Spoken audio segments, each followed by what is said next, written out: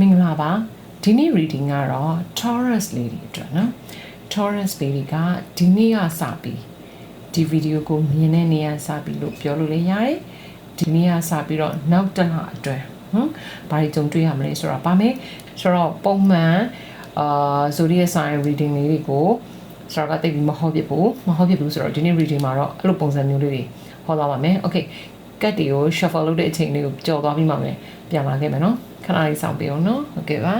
ဟုတ်ပြီကက်ကလေးတွေကိုဆွဲပြီးသွားပြီဆိုတော့ဒီကက်ကလေးတွေမှာဘာတွေပါမလဲဆိုတော့အလုပ်ကိုင်စီးပွားရေးကန်တွေပါမယ်နိုင်ငံခြားနဲ့ပတ်သက်တဲ့ကန်တွေပါမယ်နောက်တစ်ခုကကျတော့ no contact တွေအတွက် reading ပါမယ် and then ဒါကကြတော့နောက်ထပ်စုံတွေ့မယ်လို့ဘယ်လိုလူမျိုးဖြစ်မလဲ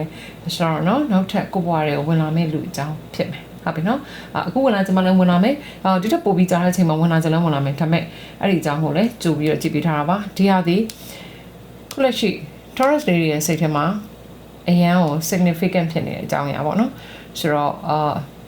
Taurus lady ရဲ့ဆန္ဒပြေဝမလားပေါ့နော်ကိုယ်စိတ်ထဲမှာရှိတဲ့အကြောင်းအရာတစ်ခုအတွက်အဖြေဟုတ်ပြီနော်ဒါလေးကိုကြည့်ပေးထားတယ် okay ပထမဆုံးဒါက career ဒါကတော့ Taurus lady အတွက်finance နဲ့ career reading နော်ဆိုတော့ Taurus lady ကလေအခုလက်ရှိကာလအတွင်းမှာအလုပ်အသက်ပဲဖြစ်စေဒါမှမဟုတ်ရင်လက်ရှိလုပ်နေတဲ့အလုပ်ပဲဖြစ်စေပေါ့နော်ဆိုတော့the team နဲ့ဒါမှမဟုတ် organization နဲ့လုပ်နေရမျိုးတွေရှိတယ်နောက်ပြီးတော့ professional skills အသက်တွေပေါ့နော်ကိုမှာမရှိဘူးတဲ့မလေးလာဘူးတဲ့ကို professional skills အသက်တွေကိုကိုကလေးလာရတာမျိုးတွေလည်းရှိတတ်တယ်เนาะပြီးတော့ကိုယ့်ရဲ့ဒီ reputation ကိုတိဆောက်တာပေါ့เนาะဆိုတော့တိဆောက်တာကိုလူသိလာအောင်ပို့ပြီးလူသိများလာအောင် step by step စူးစမ်းရတာဆိုတော့ဒီလိုအနေအထားမျိုးလေးတွေရှိတတ်ပါတယ်เนาะဆိုတော့ဒါပေမဲ့ကိုကတခုကောင်းတာကကိုယ့်ရဲ့အထက်လူကြီးကိုယ့်ရဲ့ mentors เนาะဒါမှမဟုတ်ကိုယ့်ရဲ့ coworkers တွေပဲဖြစ်စေ clients တွေပဲဖြစ်စေအကုန်လုံးစီကနေပြီးတော့เนาะအလုပ်တူလုပ်တဲ့လူတွေရော clients တွေကအစအကုန်လုံးကကိုsupport လုပ်တယ်ပေါ့နော်ပြောရရင်ကိုကအခုအသက်လောက်ရမယ်ဆိုလို့ရှိရင်တော့ကိုအတွက်အရန်အဆင်ပြေတဲ့အနေအထားမျိုးကိုကကြုံတွေ့ရတာမျိုးလေးတွေရှိတတ်တယ်เนาะဒါပေမဲ့ကိုစိတ်ထဲမှာတော့နည်းနည်းပို့ပြီးတော့ပြောလို့ရှိရင်serious ဖြစ်တာပေါ့နော်ဆိုတော့ကိုဒီအလုံးနဲ့ပတ်သက်လို့ရှိရင်ဒီကိုရဲ့ team နဲ့ organization နဲ့ပူးပေါင်းပြီးကိုကကောင်းကောင်းအလုပ်လုပ်နိုင်တယ်ကောင်းကောင်းထိရောက်အောင်မြင်အောင်လုပ်နိုင်တဲ့အနေအထားမျိုးလေးရှိမယ်ဒါပေမဲ့တခုရှိတာပါလဲဆိုတော့ဒီမှာ the devil energy အဲ့ဒီ energy အရာဆိုလို့ရှိရင်ကိုကလေ financial insecurity ပေါ့နော်ဒီပတ်စံနဲ့ပတ်သက်ပြီးတော့ကိုကစိတ်ပူနေတာလေးရှိတယ်စိုးရိမ်နေတာလေးရှိတယ်เนาะဆိုတော့အဲ့စိုးရိမ်နေတဲ့အတွက်အလုပ်တွေတွန်းလုပ်တာပဲဖြစ်စေအဲ့လိုမျိုးလေးတွေရှိတတ်တယ်ကိုအတွက်ဒီဟာဒီ challenge အသက်မလို့ကိုက stress ဖြစ်နေတာမျိုးတော့၎င်းအဲ့ဒါတယောက်နဲ့တယောက်အနေထားမတူဘူးเนาะဘာလို့ဆိုအခု TV ကိုတွေ့ရတဲ့မှာ Taurus တွေအများကြီးပါမယ်ဟုတ်နော်အများကြီးပါမယ်ဆိုတော့ဒါဒီ Taurus တွေအတွက်ရည်ရွယ်ပြီးဟောတာမှန်ပေမဲ့တယောက်နဲ့တယောက်ကြုံရတဲ့အနေအထားချင်းလေးတွေမတူတာမျိုးလေး definitely မတူတာမျိုးလေးဖြစ်တတ်တယ်ပေါ့နော်ဆိုတော့အဲ့ဒါကြောင့်မလို့အကုန်လုံးအတွက်ဖြစ်နိုင်တဲ့ကြုံနိုင်တဲ့အရာလေးတွေကိုတေချာလေးတိုင်းကြုံပြောလေးဟောပြတာเนาะဆိုတော့တချို့ဒီ Taurus တွေကကြောက်လေအရန်အလုပ်တွေလုပ်နေတာပတ်စံအရန်လို့ကျင်တာပတ်စံသူ့ရဲ့စိတ်ထဲမှာဒီပတ်စံနဲ့တော့အဲ့လိုမျိုးเนาะအဲ့ဒီအတွက်ကိုသူကအလုပ်တွေတအားလုပ်နေတယ်ခုလက်ရှိအချိန်မှာအဲ့လိုမျိုးလဲတချို့ Taurus တွေဖြစ်တယ်နောက်တစ်ခုကလေကိုကအဲ့လို organization ကြီးထဲမှာလုပ်နေတဲ့လူတွေဆိုတော့သတိထားပါကို manipulate လုပ်မဲ့လူတွေရှိတယ်ဆိုတော့အလုပ်ထဲမှာကို toxic ဖြစ်တဲ့လူတွေရှိနေတာအဲ့ဒီလူတွေကကိုစောင့်ကြည့်ပြီးတော့ကိုဥမာမဟုတ်တန်းတရားပြောချင်တာဒါကိုဒုက္ခရအောင်လုပ်ချင်တာကိုအလုပ်အဆင်ပြေအောင်လုပ်ချင်တာကြောက်တွန်းချင်တာအဲ့လိုမျိုးလူတွေနဲ့လည်းကိုကကြုံတွေ့ရတတ်တယ်တော့ကိုအဲ့လိုမျိုး manipulate လုပ်မဲ့လူပေါ့နော်အဲ့လိုမျိုးတွေနဲ့လည်းကြုံတွေ့ရတတ်တယ်တချို့တွေကကျတော့အရန်ကို stress တွေအရန်ရနေတဲ့အလုပ်တွေကိုတအားပြီးဖိလုပ်နေမိလိမ့်မယ်ကိုမှာ financial အတွက်ကိုကလိုအပ်နေတာเนาะကိုပတ်စံလိုနေတယ်ကိုလုပ်ချင်တာလေးရှိကိုအတွက်အသုံးလိုတာလေးပဲဖြစ်စေအဲ့ဒီအတွက်ကိုအရန်ကိုစူးစမ်းရှာနေတဲ့အချိန်မျိုးဖြစ်တတ်တယ်เนาะဆိုတော့ပြီးတဲ့အခါကျတော့ကိုကလေဒီ material နဲ့ပတ်သက်ပြီးတော့အရန်ဘယ်လိုပြောမလဲဆွဲလန်းနေ sorry မဟုတ် sorry လောဘကြီးတာเนาะလောဘကြီးတယ်လို့မျိုးတွေဖြစ်လာတာမျိုးတွေကြုံရတတ်တယ်ဆိုတော့အဲ့လိုမျိုးဖြစ်နေတတ်တာမျိုးတွေရှိတတ်တယ်ကိုကအကျွေးတွေပဲဖြစ်စေကိုမှလေကိုစိတ်ထဲမှာကိုကလေနည်းနည်းလေးဖြစ်စီနေကိုအကျွေးအတွက်ပဲဖြစ်စေတယ်ကိုက over spending ဖြစ်တာပေါ့နော်ပြောလို့ရှိရင်ကိုကအရန်သုံးမိတာတို့เนาะပြီးတော့အရန်ရက်ရောမိတာသူများဆိုလဲကိုတကယ်လို့အဆင်ပြေဘူးဆိုလဲပေးလိုက်ချင်တယ်ဟုတ်နော် ကိုမှတရားရှင်း80လောက်ပေးလိုက်ချင်တာတနာလို့သူများကတနာလို့ဆိုပြီးသူများကတနာကျင်တာစာနာတဲ့စိတ်ကလည်းအရန်အပြည့်အဝရှိနေသေးတယ်ဆိုတော့အဲ့လိုမျိုးလှုပ်လိုက်တာမျိုးတွေရှိတယ်အဲ့တော့ဘာဖြစ်လို့လဲဆိုတော့ဟိုလေကိုကရတယ်ပတ်စံရပါမယ်လေကိုအဲ့လိုမျိုးတုံးလိုက်တဲ့အတွက်ကိုကအဲ့လိုမျိုးကုံသွားတာလေးတွေအတွက်ပြီးလို့ရှိရင်ကိုကပြန်ပြီးတော့အဲ့တော့မှ stress ကပြန်ရပြန်အောင်တုံးလိုက်လို့ကုံသွားအဲ့တော့သတိထားပါနော်ဟုတ်ပြီနော်အရန်အလွန်ကြုံမသုံးပြအောင်လို့သတိထားပါကိုထိန်းချုပ်ထားပါเนาะပြီးတဲ့ခါကျတော့ကိုလုံနေတဲ့အလုပ်တီပြောစင်တာရှင်เนาะ Taurus တွေကိုလုံနေတဲ့အလုပ်တီကိုအတွက်ပျော်ရွှင်တဲ့အလုပ်မျိုးပဲဖြစ်ပါစေเนาะတချို့ Taurus တွေကအဲ့လိုမျိုးမပျော်ရွှင်ပေမဲ့ပတ်စံအတွက်လုံနေရတဲ့သူတွေရှိတယ်အဲ့လို environment မှာရှိနေရလေးတွေရှိတယ်ပြီးတော့အဲ့လိုမျိုးပေါ့ကိုရဲ့co-workers တွေကြောင့်ဖြစ်စေကိုကလေအရန်ဟိုအဆင်ပြေမနေဘူးပေါ့เนาะဆိုတော့အဲ့လိုမျိုးအနေထားလေးရှိတယ်ဆိုတော့ဆက်ဆက်ရတတိထားပြီးတော့လည်းလုပ်ပါပြီးတဲ့အခါကျတော့ကိုလည်းအသုံးဆွဲလေးကိုကိုဘက်ကပြန်ပြီးတော့ချင့်ချိန်စေချင်ပါတယ်ပေါ့နော်ဆိုတော့ဘာလို့လဲဆိုတော့ကိုကထားပါတော့ကိုကပတ်စံကိုရှာနေတာကတချို့တွေဆိုရင်ဥမာခါပါတော့bonus တို့ထပ်ရတာပဲဖြစ်စေ extra ရနိုင်တဲ့လူတွေဆိုလဲရှာနိုင်လိမ့်မယ်ဒါပေမဲ့ရတာမျိုးလေးထပ်ရှိလိမ့်မယ်ဒါပေမဲ့အဲ့လိုမျိုးရှိပေမဲ့လည်းကိုရဲ့financial ကို control လုပ်နိုင်ဖို့လိုနေတယ်เนาะ Taurus လေးတွေအဲ့ဒါလေးတစ်ချက်လိုနေပါတယ်ဆိုတော့အဲ့ဒီအတွက်သတိထားပါဟုတ်ပြီเนาะဆိုတော့နောက်တစ်ခုဒါဒီအတွက်နိုင်ငံညာကန်เนาะဘာကိုချထားပြီးမှမနေစဉ်းစားနေရသေးတယ် Taurus တွေဒီ overseas နဲ့ပတ်သက်လို့ရှင်လေနည်းနည်းလေးတော့ patient လောက်ရမယ်เนาะဆိုတော့ကိုကနည်းနည်းသိခံနိုင်မှအဆင်ပြေပါလိမ့်မယ်။ဘာဖြစ်လို့လဲဆိုတော့ဒီမှာ the moon ကစစချင်းမှာတော့ဒီကိုကလေစစချင်းဆိုတာဒီအနေထားကကြတော့အမှန်တိုင်းပြောလို့ရှင်တော်တော်များများကြုံတွေ့ရနိုင်တဲ့အနေထားမျိုးလို့ပြောလို့တောင်ရတယ်။ဘာဖြစ်လို့လဲဆိုတော့ဒီကိုရဲ့နေချာကိုစတင်မှုသွားတာပဲဖြစ်စေအလုံးအတွက်သွားတာပဲဖြစ်စေဆက်ဆက်ချင်းမှာကိုဘာစလို့မှမသိဘူးကိုစိတ်ထဲမှာconfuse ဖြစ်နေတဲ့အရာတွေရှိတယ်ကိုမှလှုပ်တာလှုပ်နေရတယ်ဒါအဆင်ပြေမလားမပြေဘူးလားဆိုတာလည်းမသိတာမျိုးတွေဖြစ်တတ်တယ်နောက်တစ်ခုက delay ဖြစ်တာတွေเนาะနောက်မှဟိုဘယ်လိုပြောမလဲနောက်ွယ်မှာကိုထင်ထားတာထက်ပိုပြီးတခြားအကြောင်းအရာတွေရှိနေတတ်တာမျိုးတွေเนาะနောက်ပြီးတော့ကိုမှလည်းအဆင်ပြေပါမလားဆိုပြီး anxiety ဖြစ်တဲ့အရာတွေပြီးတော့ကိုတေချာမသိတာပေါ့နော်တေချာမသိရဆိုတာကလေဒီထားပါတော့ကို okay ဒီចောင်းလျှောက်တဲ့ကိစ္စကိုပဲတစ်ချက်ပြောမယ်ចောင်းလျှောက်တဲ့ကိစ္စဆိုလေကိုကဘယ်ကစလျှောက်အောင်လဲဘာတွေလိုအပ်တယ်အစရှိရကိုမှ information အစုံမရှိလို့ကိုကခက်ခဲခဲ့တာပဲဖြစ်စေဒါမှမဟုတ် visa လျှောက်တဲ့အခါကျရင် visa application process တွေကိုကိုကလိုတာတွေဘာမှမသိဘဲနဲ့ last minute မှာထပ်ပေးရတာမျိုးပဲဖြစ်စေအဲ့လိုမျိုးကွာစားစားရတဲ့ပဲဖြစ်စေကိုမှစိတ်ရှုပ်စရာစိတ်ညစ်စရာတွေကိုအစအပိုင်းမှာတော့ကြုံတွေ့ရတတ်တယ်ဒါပေမဲ့အဲ့ဒီအချိန်ကာလတစ်ခုကိုကြော်လွန်သွားပြီးတဲ့အခါကြလို့ရှိရင် the temperance energy ရှိတယ်ဆိုတော့အဲ့ခါကျလို့ရှိရင်အပြောင်းလဲတွေဖြစ်လာပါလိမ့်မယ်เนาะဆိုတော့ဟိုတိုးတက်ပြောင်းလဲမှုတွေရှိလာလိမ့်မယ်ဒါပေမဲ့ဟိုတောက်လျှောက်ဒီ oversee သွားဖို့ဘယ်လိုပြောလဲပြင်ဆင်နေတဲ့ tourist တွေအနေနဲ့ကတော့ဒီဘာလဲဆိုတော့တိခံနိုင်ဖို့เนาะ resilient ရှိဖို့တိခံနိုင်ဖို့တော့လိုတယ်ဆိုတော့ဟိုအဆင်မပြေဘူးလားဆိုတော့မဟုတ်ဘူးပြေးမယ်အစပိုင်းကဒီလိုမျိုးတွေကြုံတွေ့ရတာပြီးလို့ရှိရင်အဆင်ပြေလာပါလိမ့်မယ်ဟုတ်ပြီเนาะအဆင်ပြေလာပါလိမ့်မယ်ကိုသွားပြဖို့လည်းဖြစ်လာပါလိမ့်မယ်ဒါပေမဲ့ကိုယ့်ရဲ့အဲ့ဒီ visa application process လေးတွေဒီကြာနေတာမျိုးတွေရှိတတ်တယ်เนาะပြီးတော့ကိုတခြား season တာတစ်ဖက်ချမ်းကိုတစ်ဖက်နိုင်ငံဘက်ကို season တဲ့အကြောင်းအရာတွေပဲဖြစ်စေဆိုတော့အဲ့ဒီမှာနည်းနည်းလေးကြာနေတာမျိုးလေးတွေဟိုအရန်စိတ်သက်ကြလာတာမျိုးပဲဖြစ်စေအဲ့လိုမျိုးအချိန်ဖြစ်တတ်တယ်မဖြစ်နဲ့ကောင်းတော့လိမ့်မယ်အဆင်ပြေသွားလိမ့်မယ်ဟုတ်ပြီနော်အဆင်ပြေသွားလိမ့်မယ်အေးစစ်စစ်နဲ့ပဲကိုအဆင်ပြေမဲ့အချိန်လေးကိုလည်းကိုဘက်ကလုံးဆရာရှိတာလေးတွေလုပ်ပြီးတော့စောင့်နေပြပါနော်ကိုကနှစ်နိုင်ငံဥမာရဝေးနေချတော့မှနှစ်နိုင်ငံသွားလိုက်လာလိုက်အဲ့လိုမျိုးလုပ်တာမျိုးပဲဖြစ်စေအဲ့လိုမျိုးတော့ကြုံတွေ့ရဖို့ရှိတယ်ဟမ်ဆိုတော့ဒီအခုသွားဖို့ပြင်ဆင်နေတဲ့ Taurus လေးကိုပြောတာเนาะဆိုတော့အဲ့လိုမျိုးတော့ကြုံတွေ့ရမယ်အဲ့တော့အချိန်လေးခဏစောင့်ပါဒီအချိန်ကာလလေးကိုကြော်သွားလိုက်လို့ရှိရင်တော့ပို့ပြီးတော့အဆင်ပြေလာပါလိမ့်မယ်เนาะဆိုတော့အဆင်ပြေလာမယ်ကိုက environment အသက်မှာကိုကကိုအတွက်အဆအဆင်ပြေအောင်လဲကိုကစီစဉ်နိုင်ပါလိမ့်မယ်เนาะဆိုတော့ကကြတော့ဒီကိုရဲ့ကိုသွားမယ့်နိုင်ငံမှာပဲဖြစ်စေကိုရဲ့ဒီနိုင်ငံက culture နဲ့မတူတာတွေဖြစ်စေကိုအဲ့လိုမျိုးလေးတွေကိုပါလိုက်ပြီးနှိမ့်နိုင်ပြီးတော့နေနိုင်မဲ့ရင်ဆိုင်နိုင်မဲ့အနေအထားမျိုးလေးတွေလည်း တွေ့ပါတယ်เนาะဆိုတော့ဆိုတော့ဘာလေးပဲပြောချင်လဲနည်းနည်းလေးသိခံပြီးပါပေါ့เนาะဆိုတော့သိခံပြီးတော့အခြေအနေလေးကိုစောင့်ဆိုင်ပေးပါအဆင်ပြေသွားပါလိမ့်မယ်เนาะအဲ့ဒါလေးတခုတော့ပြောချင်ပါတယ်ဆိုတော့ဒါလေးကဘာလဲဆိုတော့ no contact တွေအတွက် reading မိုင်းလိုက်လား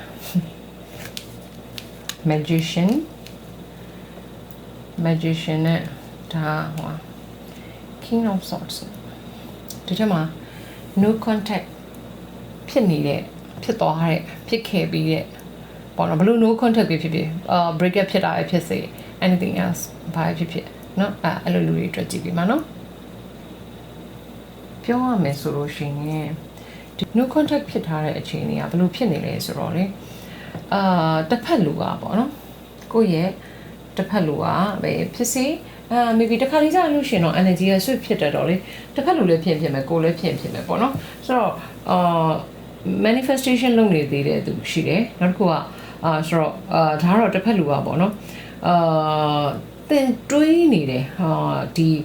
reconnect လုပ်ဖို့ပြန်ပြီးတော့ဆက်သွယ်ဖို့သူကတွေးနေတယ်တွေးပြီးတော့သူကိုကသူ့အတွက်ကိုလေအခုချိန်ထိတော့အရင် attraction ရှိနေသေးရပေါ့နော်ဆိုတော့ဟိုစိတ်ထဲမှာလည်းကိုယ်ရှိနေသေးတယ်เนาะဆိုတော့မထင်မှတ်ဖ ೇನೆ communication ကပြန်ရောက်လာနိုင်ဖို့ရှိသေးတယ်เนาะဆိုတော့ဒါပေမဲ့အဲ့လိုမျိုးပြန်ရောက်လာနိုင်ဖို့ရှိပေမဲ့ကိုယ့်ဘက်ကိုပြန်ကြည့်တော့ပဲဖြစ်စီကိုကကိုဖြစ်နေတာเนาะပြောလို့ရှိရင်စိန်ကားနေတာdistance ဖြစ်သွားတဲ့အတွက်ပို့ပြီးတော့သူ့ဘလို့များဆက်ဆံမလဲပေါ့เนาะအဲ့လိုအနေထားမျိုးသူတွေးမိရဖြစ်စီ तू ကအဲ့တော်လေးဘာဖြစ်လဲဆိုတော့သူ့ feelings တွေ तू contact လုပ်ချင်တယ်ဒါပေမဲ့ तू feelings တွေပြန် hide လုပ်လိုက်ပြန်အောင်ဆိုတော့ तू ကအမှန်တိုင်းပြောရလို့ရှိရင် तू စောင့်ကြည့်နေပါတယ်เนาะပြောရမယ်ဆိုလို့ရှိရင် तू ဒီစောင့်ကြည့်နေပါတယ်မလာလို့တာမလာသေးတာပဲရှိတယ် तू စောင့်ကြည့်တယ်ဒါပေမဲ့ तू ကကိုယ့်ကိုလန့်နေနော်ပြောရလို့ရှင်တော့လန့်တယ်လို့ပဲပြောရမှာပေါ့နော်ဆိုတော့အဲ့ဒါကြောင့်မလို့ तू ကဘယ်အချိန်ကအကောင်းဆုံးလဲဆိုတော့အချိန်မျိုးကို तू စောင့်ကြည့်နေတော့မယ်ဆိုတော့ तू မဆက်သွယ်နိုင်သေးဘူးဒါပေမဲ့တကယ်လို့ဆက်သွယ်လာခဲ့လို့ရှင်လဲဟိုလေအရင် one ဖြစ်တာမဟုတ်ဘဲနဲ့ပုံမှန်ဆက်ဆံမှုမျိုးကိုကတွေ့ရမယ်တွေ့တဲ့ခါကျလို့ရှင်လဲအမြင်ကောက်အောင်ပါလေဒီလားခိုးဘကအမြင်ကောက်အောင်ဟုတ်လို့ဆိုတော့ဟဲ့ငါ့ကိုဒီလောက်ကြာပြီဒီချိန်မှစကားပြန်ပြောတာလေအချို့ကဘလို့လဲပေါ့ပေါ့နော်ဆိုတော့အဲ့လိုမျိုးလေးတွေးမိတတ်တာလေးတောင်ရှိတယ်เนาะဆိုတော့ဘာဖြစ်လဲဆိုတော့ message လာမလားဆိုလို့ရှင်လာမယ်ဒီ connection ကလုံးဝ move on လုပ်တော့တဲ့ connection မျိုးမဟုတ်ဘူးပြောရလို့ရှင်ပြန်ပြီးတော့ contact ရတတ်တယ်တစ်ဖက်က contact လုပ်ဖို့ season နေတယ်ဆိုတဲ့အနေအထားမျိုးကိုတွေ့ရပါတယ်เนาะဆိုတော့ तू ကတော့ကိုတိတ်တဆိတ်နဲ့စောင့်ကြည့်နေတော့မယ်ဟုတ်ပြီเนาะတိတ်တဆိတ်နဲ့စောင့်ကြည့်နေတော့ပဲမလာသေးတာပြောရရင်တော့မလာသေးတာဟုတ်ပြီဆိုတော့ तू ဘာပြောစလဲဒါ तू ဘာပြောစလဲပေါ့ဒီကလေးချက်ကြည့်စီမယ်နော် I know I mess up everything တွေ့လား तू အကုန်လုံးအဲ့လိုမျိုးတွေရှုပ်ထွေးသွားအောင်လို့ तू လုတ်ခဲ့မိတာကို तू သိရယ်ကွာအမှန်တိုင်းပြောရရင်ဒီဟာကိုပြောရမယ်ဆိုလို့ရှင် तू လုတ်ခဲ့မိတာကို तू သိရယ်तू ဖြစ်ခဲ့တဲ့ဟာတွေလုတ်ခဲ့တဲ့ထဲမှာ तू အမှားရရှိရတယ် तू သိတယ်तू လိုမျိုးတွေဖြစ်ခဲ့ तू မဖြစ်ချင်ဘူး तू ဆုံးဖြတ်ချက်တွေမှားခဲ့တယ် तू လိုမျိုးတွေရှိရဆိုတာ तू သိပါတယ်ပြောလို့ရှင်တော့ဒါ regret ပေါ့နော်နောက်လာရတယ်ပေါ့နော်နောက်နိုင်ရဆိုတော့ energy လေးအခုတို့မှာရှိနေပါတယ်နော်ဆိုတော့ဒါကနောက်ထပ်လာနိုင်မဲ့လို့လာမဲ့လို့ပေါ့ဆိုတော့ crash လို့လေကိုက crash လေးဖြစ်နိုင်တယ် anybody နော်ကိုယ့် life table ထပ်လာနိုင်မဲ့သူကိုယ့် life ထဲမှာကိုနဲ့ connection ရှိမဲ့လို့အိုးဖြစ်တာလေ Knight of Wands and Nine of Wands Nine of Wands and Nine of Wands ဒီယူဘွားတွေဝင်လာမဲ့နောက်တစ်ယောက်ကလေဆိုတော့သူကလေကိုယ့်စီကိုလာလို့ရှင်အဲ့လိုမျိုးလဲလဲမြန်းမြန်းအရှိန်အဟုန်ကြီးနဲ့နော်ရောက်လာမှာမျိုးဆိုတော့ပြောရလို့ရှင်သူကတကယ်fire sign ပြောရရင်သူကလေတကယ်ကိုလင်းမြန်မြန်နဲ့မီးထတောက်တယ်လို့မျိုးရှုတည့်ရစီအဲ့လိုမျိုးကိုစီကိုအဲ့လိုမျိုးနဲ့ရောက်လာမယ်သူမျိုးเนาะဆိုတော့သူကသူယုံကြည်မှုလည်းရှိတယ်เนาะယုံကြည်မှုအပြည့် ရှိတဲ့လူမျိုးဆိုတော့သူ့ပတ်ဝန်းကျင်မှာလည်းသူကအဲ့လိုမျိုးအလုပ်လုပ်ကိုင်တဲ့နေရာမှာလည်း smart ဖြစ်တယ်ဆိုတဲ့ပုံစံမျိုး confident ရှိတယ်လို့ဆရာရှိမြင်မြန်ဆန်ဆန်လုပ်တတ်တဲ့သူမျိုးဖြစ်တယ်နောက်တစ်ခုကကျတော့စွန့်စားရတာကိုကြိုက်တဲ့သူမျိုးဖြစ်မယ်နော်ပြီးတော့ love မှာဆိုလည်းတကယ်ကိုချစ်မြတ်လို့တတ်တဲ့သူမျိုးနော်သူစိတ်ထဲကနေပြီးတော့တကယ်ကိုချစ်မြတ်လို့တတ်တဲ့အရန် passionate ဖြစ်တဲ့လူမျိုးအဲ့လိုလူမျိုးဖြစ်လိမ့်မယ်အရန် attractive ဖြစ်မယ်ကိုယ့်အတွက်တော့ okay တော့ကိုယ့်အတွက်ဆိုတဲ့စကားကိုထည့်ပြောတယ်ဘာဖြစ်လို့ဆိုတော့တခါလေးကြာရင်သိရမလားငါဒီတယောက်ကိုကြိုက်လိုက်တာဒီတယောက်ကိုသဘောကျလိုက်တာဆိုကိုကတယောက်ကိုပြောမိရင်တော့မှအဲ့ဒီလူအတွက်ဒီတယောက်ကသဘောကျစရာကောင်းချင်မှကောင်းပါဒါပေမဲ့ကိုယ့်အတွက်တော့ तू ကသဘောကျစရာကောင်းတယ်အဲ့လိုလူမျိုးဖြစ်လိမ့်မယ်ဟုတ်တယ်နော်ကိုအတွက်တော့ attractive ဖြစ်တဲ့သူမျိုးဖြစ်လိမ့်မယ်ဆိုတော့ခါကျတော့ဘလို့အနေထားမျိုးမှာတွေ့ရဆိုတော့အဝေးကလူပဲဖြစ်စေဒါမှမဟုတ်လို့ရှိရင်ခီးသွားရနေပဲဖြစ်စေနော်နောက်တစ်ခုကကျတော့ဒီအဝေးကနေ online ကနေပဲတွေ့တာပဲဖြစ်စေနော်အဲ့လိုမျိုးအနေထားမျိုးရှိမယ်နောက်တစ်ခုကသူဒီလဲ busy lifestyle လူမျိုးဖြစ်တတ်တယ်เนาะဆိုတော့သူကရောက်လာတဲ့အချိန်မှာပြောအရန် energetic ဖြစ်တယ်။တော့တကယ်ကိုတက်တက်ကြွကြွနဲ့ကိုတကယ်ကိုစိတ်ဝင်စားပြီးတော့အဲ့လိုမျိုးရောက်လာမယ်။ဒါပေမဲ့သူပြောလို့ရှိရင်ဒီ emotion တွေကပို့ပြီးတော့ deep ဖြစ်လာလေเนาะ connection ဒီပို့ပြီးတော့ deep ဖြစ်လာလေဘာဖြစ်လဲဆိုတော့အရန် protect ဖြစ်လာသူ့ရဲ့ပုံစံအပေါ်မှာရှိနေတဲ့ဒီ energetic ဖြစ်တဲ့ပုံစံရဲ့အောက်မှာဟုတ်ပြီနော်အဲ့ဒီအောက်မှာသူ့မှာလည်းဒဏ်ရာဒဏ်ချက်တွေရှိတယ်သူကလည်းအရင်တုန်းကသူ့ရဲ့အတိတ်မှာသူလည်းစိတ်ဒဏ်ရာရခဲ့ဘူးလေအဲ့တော့သူကလေထပ်ပြီးတော့သူကမနာကျင်အမှန်တိုင်းပြောလို့ရှိရင်လေဒီလိုလူမျိုးတွေအခုချိန်မှာအများကြီးပဲနော်သူမရဲ့မဟုတ်အများကြီးပါပဲဒဏ်ရာရခဲ့ဘူးတော့ past relationship တွေမှာဘယ်လိုပြောရမလဲတကယ်ကိုအစမပြေတာတွေဒါမှမဟုတ်ကိုတရားတွေပြီးသွားပြီးတော့ကိုဘွားတွေထွက်သွားတဲ့လူတွေနော်ဆိုတော့ကိုယ့်ရဲ့ယုံကြည်မှုတွေကိုပြက်ပြားသွားအောင်လုပ်တဲ့လူတွေဒီလူတွေကြောင့်သူလည်းအဲ့လိုမျိုးဖြစ်နေတာပေါ့ trust issue ရှိတယ်ဆိုတော့လေအတိတ်ကဖြစ်ခဲ့တဲ့ဟာတွေကသူ့စိတ်ထဲမှာမပြောက်သေးတဲ့အတွက်တော့ကိုယ်ကောင်းကောင်းမွန်မွန်ယုံလို့မရတာမျိုးယုံမှုမရတာမဟုတ် sorry ယုံမှုခတ်တာမျိုးယုံမှုခတ်တာမျိုးဖြစ်တတ်တယ်ပြီးတော့ तू နောက်ထပ်နာကျင်မှ तू ပြန်ကြောက်တယ်ဆိုတော့အဲ့တော့ तू စိတ်ဝင်စားတယ်ကိုယ့်ကိုစိတ်ဝင်စားတယ်ကိုယ့်ကိုပို့ပြီးတော့attach ဖြစ်လာတယ်ဆိုတော့အချိန်သူ့ရဲ့စိတ်ဝင်စားချက်တွေကို तू သိလာတဲ့အချိန်ကြာလို့ရှင် तू အဲ့လိုပြန် control လုပ်တာပဲဖြစ်စေ तू အဲ့လိုမျိုးသူ့ပုံစံ protect လုပ်တာသူ့ကိုယ်သူကိုလေလုံးဝသူ့ကိုယ်သူအထိကိမခံဘူး तू အထိကိမခံနိုင်တော့ဘူးပြောရရင်လေ तू လည်းမခံနိုင်တော့ဆိုတော့သူ့ကိုယ်သူပို့ပြီးတော့ကာကွယ်တဲ့သူမျိုးဖြစ်လိမ့်မယ်เนาะဆိုတော့ကျွန်တော်ကိုကလေအရန်သဘောကျနေမှာတော့သူ့ကြအရန် passionate ဖြစ်တယ်အရန် intense ဖြစ်တယ်ကိုတကယ်ကိုသဘောကျတဲ့ပုံမျိုးတကယ်ကိုနှွေးထွေးတယ်ကျန်တာနူးညံ့တယ်အဲ့လိုမျိုးဖြစ်လိမ့်မယ်နောက်ပိုင်းကျတော့လေ तू သူ့ကိုကြည့်ရ तू ကလေ तू ဘာဖြစ်တာလဲပေါ့နော်ဘာဖြစ်လို့အဲ့လိုဖြစ်တာလဲပေါ့ဆိုတော့တကယ်တော့မဟုတ်ပါဘူး तू နားလေပေးလိုက်ပါतू အတိတ်ကဒဏ်ရာတွေရှိတယ်ပြောမရအောင်เนาะ तू ကို healing လုပ်ပေးရမယ်သူတွေက Taurus လေးလားမသိဘူးအဲ့လိုမျိုးလေးအောင်ဖြစ်တတ်တယ်เนาะဆိုတော့ okay သူနားလဲပေးပေးပါเนาะနားလဲပေးလိုက်ပါအဲ့ဒါလေးတစ်ခုကိုပြောချင်တယ်เนาะဆိုတော့နည်းနည်းလေးကြာမယ်နော်နည်းနည်းလေးကြာပြီးတော့ဖြည်းဖြည်းချင်းသွားတဲ့သူမျိုးဖြစ်မယ်နောက်တစ်ခုရှိရပါလဲဆိုတော့သူဒီ athletic နော် athletic person မျိုးဖြစ်မယ်ဆိုတော့outside မှာလည်းဝါသနာပါတဲ့သူမျိုးဖြစ်မယ်နော်သူရဲ့ lifestyle ဒီတကယ်ကိုသူကတကယ်ကိုအလုပ်တွေများပြီးတော့လုံးဝတကယ်ကိုလှုပ်ရှားသွားလာရုန်းကန်ပြီးတော့သိရမလားအများနဲ့တွက်လက်နေတဲ့အဲ့လိုမျိုးလူမျိုးဖြစ်လိမ့်မယ် Aries Leo Sagittarius တွေအနေဖြစ်လိမ့်မယ်ခေါင်းမာတဲ့လူမျိုးဖြစ်မယ်independent ဖြစ်တဲ့လူမျိုးဖြစ်မယ်ဟုတ်ပြီနော်နောက်တစ်ခုကthe commitment လုပ်ပြီးလို့ရှိရင် commitment လုပ်ပြီးရတယ်ကိုယ့်အတွက်လည်းကိုယ့်ကိုလည်းကာကွယ်ပေးမဲ့သူမျိုးဖြစ်တယ်သူကလည်းကာကွယ်မဲ့သူမျိုးဖြစ်တယ်သူကာကွယ်မဲ့သူမျိုးဆိုတော့ဘာလဲဆိုတော့သူလည်းအမှန်တိုင်းပြောရလို့ရှိရင်သူလည်းနာကျင်ခဲ့ရတယ်နော်ဆိုတော့သူလည်းသူ့ကိုယ်သူကာကွယ်မှရမယ် okay ဒါပါလဲဆိုတော့ဒီလူကဘယ်လိုစိတ်သဘောထားမျိုးရှိတဲ့သူလဲဒီကက်လေးอ่ะအဲ့ဒီဖြစ်တယ်နောက်မှသူနဲ့ဘယ်လိုအနေထားမျိုးတွေဖြစ်လာမလဲဒါပေမဲ့တခုရှိတာနော်ဒီလိုလူမျိုးကဒီလိုပုံစံမျိုးဖြစ်တယ်ဆိုမဲ့တစ်ခါလေကြာရင် Taurus တွေကိုယ်တိုင်ကလည်းနာကျင်ခဲ့ရတဲ့သူမျိုးတွေဖြစ်တတ်တယ်နော်နာကျင်ခဲ့ရတဲ့စိတ်ပင်ပန်းတဲ့သူတွေဖြစ်တတ်တယ် okay ဒီကလေးရင်ကြည့်အောင်တွေ့လားဟဲ caring and protective စောစောပြောရတဲ့လုံးဝတစ်ထပ်ထဲပဲနော်ဆိုတော့ Guru side တက်တယ် Jenna တက်တယ် ပြီးတော့ protective ဖြစ်တယ်ကိုယ့်အတွက်ကိုယ့်ကိုလည်းကာကွယ်ပေးမယ်သူကိုယ်သူလည်းကာကွယ်မဲ့သူမျိုးဖြစ်တယ်ကိုယ့်ကိုလည်းဘယ်သူမှလာပြီးစော်ကားနှောက်ယှက်လို့မရအောင်ကာကွယ်ပေးမဲ့သူမျိုးဖြစ်တယ်အရာရာကိုအဲ့လိုမျိုးဖြစ်တယ်ဒါပေမဲ့သူကိုယ်သူလည်း protective ဖြစ်ပါလိမ့်မယ်သူကိုယ်သူလည်းသူလည်းဒဏ်ရာလေးမလို့ကျွန်တော်လေနော်နာကျင်ရတယ်သူလည်းဖြစ်ချင်တော့ give your relationship a chance work on your partnership ဟုတ်ပြီနော်ဆိုတော့သူနဲ့ကိုယ့်ရဲ့ဂျာဒီ relationship လေးအတွက်ကိုကတိဆောက်ဖို့အတွက်ကိုကလည်းအခွင့်အရေးလေးသူ့ကိုလည်းပေးလိုက်ပါနော်ကိုလည်းသူ့ကိုအခွင့်အရေးလေးပေးလိုက်ပါ see how ပေါ့ပြောရလို့ရှင်လေဟုတ်ပြီသွားကြည့်မယ်ရှောက်ကြည့်မယ်ဘယ်လိုဆက်ရှိမလဲဆိုတော့အနေအထားမျိုးကိုကလည်းအဲ့ဒီအခြေအနေအထားလေးကိုကြည့်မယ်ဟုတ်ပြီနော်ပြီးတော့အဲ့ဒီလူအတွက်ဘယ်လိုသူ့ရဲ့ habit တွေပါရှိလဲပါညာအဲ့ဒါလေးဒီလိုပဲ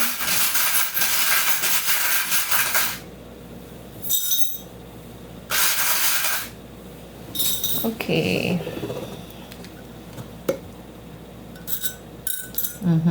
ဒါနှစ်ခုလုံးရှိတယ်။အခုမှမသိအောင်နှစ်ခုရှိမှာ။နော်။သူက gymnastic ပေါ့။ကနေတာ။ဒါပေမဲ့သူဆိုပြောရနော် athletic လုပ်တဲ့လူမျိုးဖြစ်မယ်လို့ပြောအားကစားလုပ်တဲ့လူမျိုးဖြစ်မယ်။ဟုတ်ပြီနော်။ So construction ဘိုင်းကလူမျိုးဖြစ်တတ်တယ်။နောက်တစ်ခုကthe civil engineer တို့အဲ့လိုမျိုးလူမျိုးတွေလည်းဖြစ်တတ်တယ်။so ဒီ construction လုပ်တဲ့လူမျိုး civil engineer မဟုတ်လေတခြားရှိတယ်လေနော်ကိုရီလိုပဲ BE ကိုတခြားဘွဲနဲ့ရတယ် BE ကိုရတဲ့ဘွဲကတစ်မျိုးလုပ်နေတဲ့အလုပ်ကတစ်မျိုးဆိုတော့သူဒီလေcivil engineer မဟုတ်ရင်တော့မှ construction လုပ်တဲ့သူမျိုးဖြစ်မယ်နော်construction company တွေရှိမယ် civil ဖြစ်ချင်မှဖြစ်မယ်နော်ဆိုတော့တခြား major တွေလည်းဖြစ်နိုင်တယ်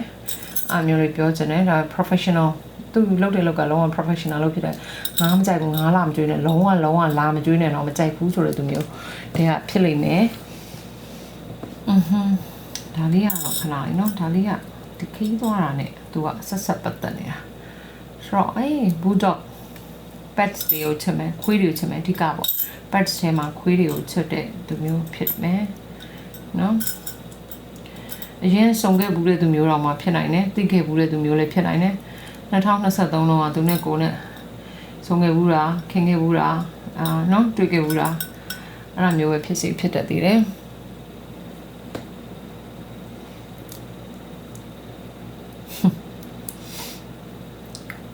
ဒါ Taurus ရဲ့နော် symbol ဖြစ်နေပြီ Taurus ဒီအတိုင်းပဲသူတို့ဒီလေ strong ဖြစ်တယ် patient ဖြစ်တယ် grounded ဖြစ်မယ်နော်patient ဖြစ်တယ်သူကဘေးအောင်မစိုးတိချလုပ်တတ်တဲ့သူမျိုးဖြစ်တယ်သူစိတ်ကခိုင်မာတဲ့စိတ်ဆုံးဖြတ်ချက်မျိုးတွေရှိတတ်တယ်အဲ့ဒါကခေါင်းမာတဲ့သူဖြစ်မယ် protective ဖြစ်မယ်ဆော့ဆော့ပြောထားသလိုပဲသူကသူအရန်ကာကွယ်မယ်နောက် Taurus တွေနဲ့စိတ်ချင်းသဘောထားချင်းညီမျှတဲ့သူမျိုးလည်းဖြစ်တတ်တယ် wings ခီးတွေသွားနေရတဲ့သူဖြစ်မယ်နိုင်ငံခြားခီးတွေ local ခီးတွေเนาะအဲ့လိုမျိုးသွားရတဲ့သူမျိုးတွေလည်းဖြစ်တတ်တယ်เนาะဆိုတော့ဆော့ strong ဖြစ်တာတော့အဓိကတော့ဆော့ fire sign ပေါ့เนาะရှောင်းလို့မျိုးဖြစ်တတ်တယ်ဒါ always တွေ့တာသူ့ချစ်ချင်းမြတ်တာအမြဲတမ်းအတွက်ပါတဲ့တခဏအတွက်မဟုတ်ပါဘူးတဲ့เนาะဆိုတော့ဒီ designer တွေကလည်းဖြစ်တတ်တယ်เนาะဒါမှမဟုတ်ရင်ဒီလို tailor made တွေဒီလိုမျိုးတွေကိုသဘောကျနှစ်ချိုက်တတ်တဲ့သူမျိုးလည်းဖြစ်တတ်တယ်နောက်တစ်ခုကသူကိုယ်တိုင်လည်းလေဆိုတော့ဒီ terror တွေပါလေစိတ်ဝင်စားတတ်တဲ့သူမျိုးတွေ non spiritual ဘိုင်းတွေစိတ်ဝင်စားတတ်တဲ့သူမျိုးအဲ့လိုလူမျိုးတွေလည်းဖြစ်တတ်ပါတယ်เนาะဆိုတော့ဟုတ်ပြီဒါနောက်ဆုံးပြောမယ်နောက်ဆုံးကဘာလဲဆိုတော့ဒီကကဆော့အစမှာပြောထားခဲ့တယ် trust ကစိတ်ထဲမှာရှိတဲ့ပေါ့နော်ဆိုတော့ဆန္ဒလေးပြေဝစတဲ့ဆန္ဒပြေတော့မှလားဘလို့ချင်းနေရှိလဲချင်းနေလေးတစ်ချက်ကြည့်ကြည့်မယ် okay sure ready တဲ့အစင်းသင်းပြန်တာဟုတ်ပြီနော် Taurus တွေအစင်းသင်းပြန်ထားပါမြန်မာမကြခင်မှာအဆင်ပြေတော့မယ်ကိုယ့်ကိုအဆောင်ရှောက်တွေကိုညီပြီးတော့ကိုညီပေးမဲ့ဆောင်းရှောက်ပေးမဲ့သူတွေရှိတယ်ဆိုတဲ့အခါကျတော့ Taurus တွေဒီဒါဘာသာရေးကိုပို့လုပ်မယ်ဆိုလို့ရှိရင်အစပို့ပြီးအဆင်ပြေလာဖို့ရှိတယ်ကိုယ့်ရဲ့ရည်ရွယ်ချက်ရည်မှန်းချက်တွေကလည်းပို့ပြီးအောင်မြင်လာဖို့ရှိတယ်အခုဆူတောင်းထားတာဘာအတွက်လဲတော့မသိဘူးအခြေရေးလားစီးပွားရေးလားဥမာဘာမှန်းတော့မသိဘူးဒါပေမဲ့အစင်းသင်းပြင်ထားပါအဆင်ပြေပါတော့မယ်เนาะအဆင်ပြေတော့မယ်အိမ်မက်တွေအကောင့်ထဲပေါ်နိုင်တော့မယ်ဖြစ်ချင်တာလေးတွေဖြစ်လာတော့မယ်အဲ့လိုမျိုးပဲတွေ့ပါတယ်โอเคပါဒါ Taurus လေးတွေရဲ့ reading ပဲဖြစ်ပါတယ်တကယ်ဆိုလို့ရှိရင်ဒီ Taurus လေးတွေရဲ့မွေးနေ့လမှာဟောပေးရမှာနည်းနည်းလေးနောက်ကျသွားတယ်လို့ပြောရရတယ်ဒါပေမဲ့ဒီ reading ဒီအခု video ကိုtimeless အနေနဲ့ဟောပေးထားတယ်เนาะvideo ကိုစကြည့်တဲ့အချိန်ကနေစပြီးတစ်လအတွင်း for every Taurus အတွက်ပါเนาะ okay thank you bye bye